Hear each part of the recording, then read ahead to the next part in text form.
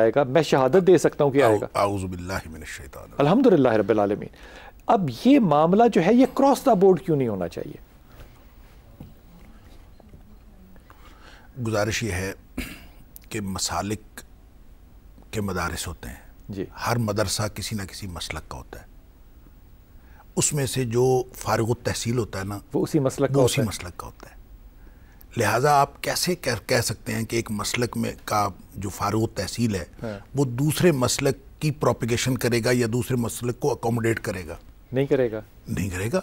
اس لیے کہ سب دین کی کیا خدمت ہوئی ہے؟ میں عرض کرتا ہوں کہ اس میں جو ان کے اپنے عقائد جو اسپیسیفک مسائل ہیں اس کے اندر وہ اپنے مسئلے کے اوپر ایگزرٹ کرے گا. وہ کہے گا کہ میرا مسئلہ جو ہے وہ تو صحیح ہے، دوسرے کا مسئلہ غلط ہے.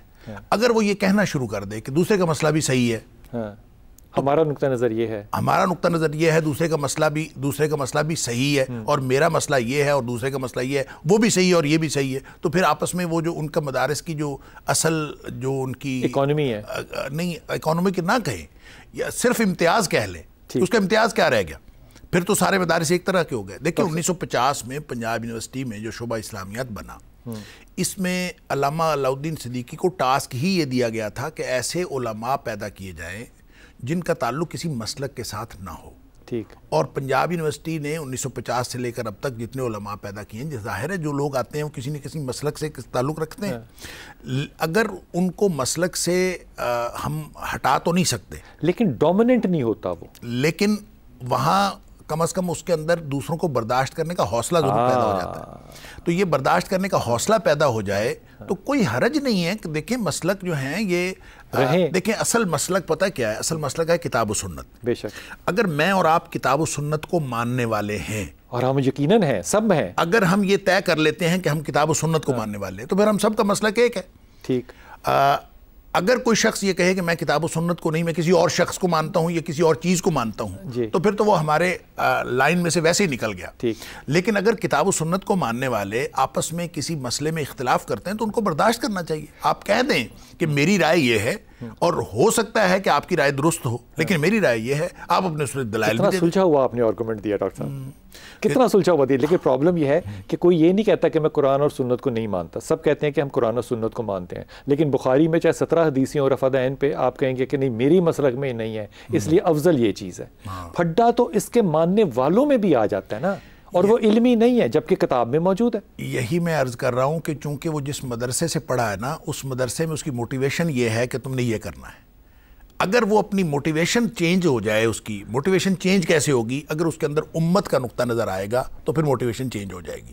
وہ امت کی موٹیویشن لے کے آئے کہ میں اگر مدرسے سے پڑھا ہوں، میں اگر کالج یونیورسٹی سے پڑھا ہوں تو میں ایک امت کا فرد ہوں، اور میرا مسئلہ میری امت ہے، نہ کہ میرا مسلک ہے. اگر وہ امت کی موٹیویشن لے کے آئے گا تو پھر اس کے مسائل آہستہ آہستہ اس کو یہ چھوٹے مسئلے نظر آنا شروع ہوں گے. یعنی بندہ تو نماز نہیں پڑھتا، لوگ تو اکثریت نماز نہیں پڑھتی. ہم اس چکر میں ہیں کہ کوئی رفع دین کرتا ہے کہ نہیں کرتا، کوئی اونچی آمین کہتا ہے کہ نہیں کہتا. ہم اس چکر میں اگر کریں گے تو اس کا مطلب یہ ہوگا کہ ہم لوگوں کو وہ جو نماز پڑھانا یا نہ پڑھانا وہ ہمارا فوکس نہیں ہے. ہمارا فوکس اپنے اپنے مسائل ہیں، کس طرح پڑھ رہے ہیں. لہٰذا دیکھیں نماز اسی طرح پڑھنی چاہیے جس طرح نبی کریم صلی اللہ علیہ وسلم نے پڑھی. یہ بہت ضروری بات ہے، لیکن اس سے زیادہ ضروری بات ہے کہ نماز پڑھے، پہلے نماز تو پڑھے. اس طرح اگر ہم امت کے لیول پہ اور براڈر لیول پہ اپنا نقطہ نظر رکھیں گے تو میرا خیال یہ ہے کہ یہ مسئلے آہستہ آہستہ ہمیں خود اپنے فوکس میں آؤٹ آف فوکس ہوتا نظر. میں آپ کو ایک بات احمد رفیق اختر صاحب کی سنا دوں. ایک میری طرح کا جاہل بچہ بیٹھ کے نا ان کے ساتھ گھنٹوں بحث کرتا رہا کہ نماز ایسی ہونی چاہیے کہ ایسی ہونی چاہیے، اس میں یہ ہے کہ اس میں ہے. جب استاد محترم تھک گئے نا تو انہوں نے کہا بیٹا تو نماز پڑھتا ہے، 3 نمازیں گزری ہیں تو ایک کے لیے نہیں اٹھا. اس نے کہا جی نماز میں کوئی نہیں پڑھتا. تو انہوں نے کہا بیٹا پھر تو ایسا کیا کر کے تو بندر کی طرح ہاتھ پیچھے رکھ لیا کر، نماز شروع کر لے، پھر بحث تیری بنتی ہے. تو یہ معاملات اپنی جگہ. لیکن ڈاکٹر صاحب دیکھیں نا، ایک دوست ساتھ ایک ہمارے پروفیسر دوست تھے، وہ کہتے میں ینگ تھا تو میں نے ایک جگہ نماز پڑھی تو مجھے ایک مولوی صاحب کہنے لگے تمہاری نماز نہیں ہوئی نہیں. تو میں نے کہا ہو گئی. میں نے اس سے پوچھا ہی نہیں کہ تو کیوں کہہ رہا ہے. تو دوبارہ کہتا ہے تمہاری نماز نہیں ہوئی. میں نے کہا ہو گئی. وہ کہتا ہے جتنی دفعہ اس نے کہا کہ تمہاری نماز نہیں ہوئی میں نے کہا میری نماز ہو گئی. ختم بات. میں نے اس کا نقطہ نظر پوچھا ہی نہیں کہ بھئی نماز ہوئی کہ نہیں ہوئی ہے، اللہ کو پتہ ہے. آپ نبی پاک صلی اللہ علیہ وسلم نے نماز کا ایک طریقہ بتایا، آپ اس کے مطابق پڑھنے کی کوشش کریں. جو دوسرا تبلیغ کر رہا ہے وہ اگر تو نبی کریم صلی اللہ علیہ وسلم کا طریقہ بتا رہا ہے تو ٹھیک ہے. دیکھیں میں اس میں ایک حل بتاتا ہوں. جی دیکھیں اپنے مولوی صاحب سے پوچھ لیں، اپنے مسجد کے مولوی صاحب سے پوچھ لیں، جس پر اعتماد ہے اس سے پوچھ لیں. سب خود کیوں نہ پڑھیں؟ بات تو سن لیں، خود بھی پڑھیں. بالآخر مسئلہ پوچھنا پڑتا ہے. فَاسْأَلُوا أَهْلَ الذِّكْرِ إِن كُنتُمْ لَا تَعْلَمُونَ. ذکر کرنے والے اگر تمہیں نہیں معلوم تو پوچھو. پوچھنا تو ہے. آپ نے کس سے پوچھنا ہے؟ آپ اپنے ہی اصل مسئلہ پتہ کیا ہے؟ ہم پوچھتے ہیں اپنے مسلک کے مولوی سے اور اس سے پوچھتے ہیں اس موقع پر ہم نے کیا کرنا ہے. وہ اپنی طرف سے بناوٹی دے یا وہ اپنی جو رائے سمجھتا ہے وہ رائے دے. اگر آپ اس کو یہ پوچھیں گے نا کہ ایسے موقع پر نبی کریم صلی اللہ علیہ وسلم کیا کرتے تھے، تو کوئی عالم دین ایسا نہیں ہے کہ جو غلط بیانی کرے. اس کو بتانا پڑے گا کہ اس موقع پر نبی کریم صلی اللہ علیہ وسلم کیا کرتے تھے. امام مالک علیہ الرحمہ کے پاس ایک آدمی آیا اور اس نے آ کے کہا کہ مجھے وضو کا طریقہ بتائے. انہوں نے کہا تیرا سوال غلط ہے. یہ پوچھ کے نبی پاک صلی اللہ علیہ وسلم کیسے وضو کرتے؟ 3 دفعہ اس نے پوچھا. آپ نے کہا سوال غلط ہے. تو سوال کیسے غلط ہے؟ مجھے وضو کا طریقہ. انہوں نے کہا میں کون ہوتا وضو کا طریقہ بتانے والا؟ میں نے تو خود سیکھا ہے نبی سے. مجھ سے یہ پوچھو کہ نبی کریم صلی اللہ علیہ وسلم کا وضو کا طریقہ کیا تھا، پھر میں تمہیں بتا دوں گا. لہٰذا ہم سب اگر اپنے سوال بدل لینا تو علماء کو جواب بدلنے پڑیں گے. اور کیا بات ہے، واہ واہ واہ واہ واہ واہ. جب سوال بدل لے تو علماء کو بھی جواب بدلنے پڑیں گے. اور جب جواب بدلیں گے تو انشاءاللہ ہم ایک دوسرے کے قریب آئیں گے. ڈاکٹر صاحب کبھی آپ نے سوچا تھا یہ طالب علمی کے زمانے میں کبھی بھی، کیونکہ ایکٹیوسٹ میں ایکٹیوسٹ تھا، ہم نے جمعیت جوائن کی، ہم نے بڑے نظریاتی اپنے پروگرام بنائے. اب بھی ہمدردیاں اگر میرے پاس ہوں تو میری دین کے ساتھ ہمدردی ہے اور میں باعث ہوں، اور مجھے اس بات میں کوئی مطلب شرم نہیں ہے کہ میں ہوں باعث، میں دین کی طرف باعث ہوں. جب نہیں اس پہ تو شکر کرنا چاہیے لیکن وہ تربیت ایسی ہوئی ہے نا، وہ کردار سازی ظاہر ہے مدارس میں اسی طرح ہوئی.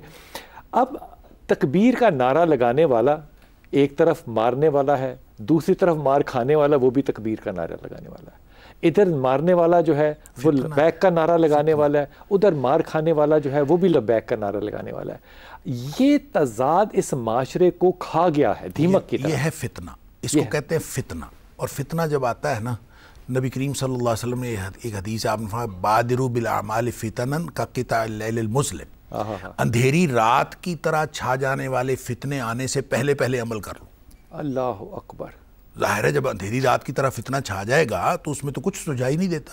تو وہی ایسے ہی فتنے ہیں. مارنے والا آپ نے فرمایا قاتل مقتول دونوں جہنمی ہیں.